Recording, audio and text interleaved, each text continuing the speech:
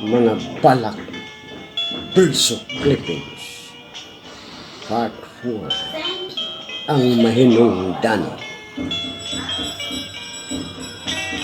Duruha ka ako sa mabugnaw nga tubig. Duruha ka dagkong mga busa nga madasigod na nagpatighulo. Gibahin sa dakong hulma sa matuod nga batong bantilis.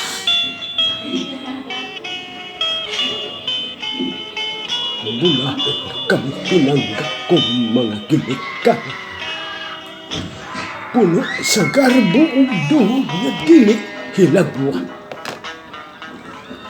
Balaan gayo kamo nga gibuos sa walang uhlanan nga pagdalangin.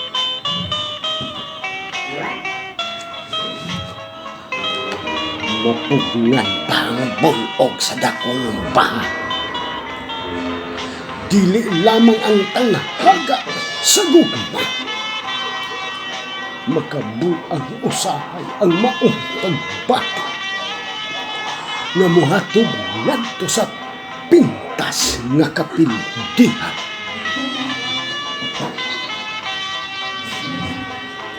Sala sa bag-ong kabuntan, bag-ong mga kutay sa pagpakigbiso, pagasundan sa makausap nga higayon,